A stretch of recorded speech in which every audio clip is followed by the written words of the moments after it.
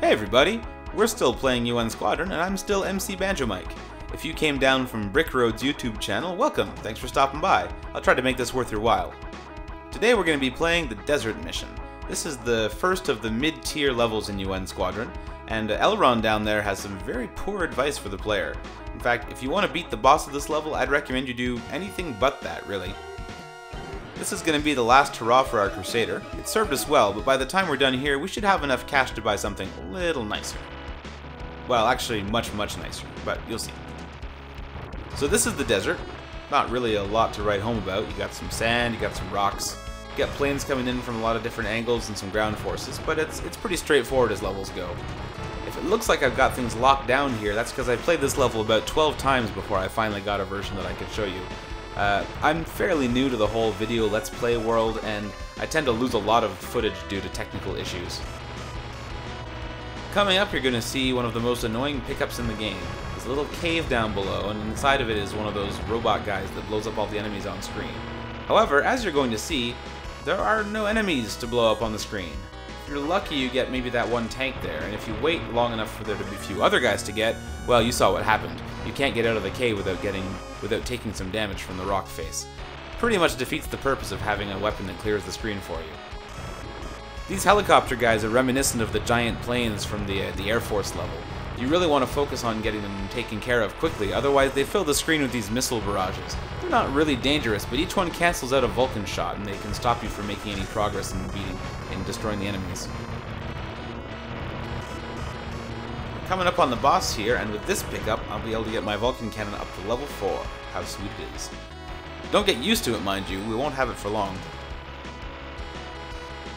So, here comes the land carrier. Nice little bit of anime weapons design, if there ever was one. He's not terribly difficult as bosses go, so if I just keep my wits about me, everything should... Oh. Yes, well then. So, dying is also an important part of UN Squadron, because unlike most shooters, the money and power-ups you accumulate with each life carry over to the next one. Like I said before, it's kind of a grindy shooter. It's almost like Dragon Quest in the sense that you can just throw yourselves at the enemies, and if you die, it's no big deal. You come back a little richer and a little stronger. As you can see, my Vulcan cannon is still on level 4, so that makes the first part of this level even easier than it was. So the nice thing is that if you find yourself stuck on a level, it's still worth playing, because as long as you can rack up more money during the level than you spent on your weapons before you started, you're gaining ground. You can see that I now have a little over 300,000, so if I'd wanted to, I could have bought a new plane when I started this level. The nice thing also about having the improved Vulcan cannon is that it makes it easier to blow up those helicopters before they can get their shots off. There's not going to be a whole heck of a lot to discuss since we've already seen the level one time through, so why don't you just take a second and listen to that background music. UN Squadron has a really... Well, I don't want to say it's a really good soundtrack, because honestly it's pretty cheesy, but that's what I love about it. The whole game sounds like it was meant to be, you know, like an 80s era blockbuster action movie. Obviously a lot of inspiration from stuff like Top Gun, and I think the soundtrack really fits in that, within the limitations of the Super Nintendo's sound hardware.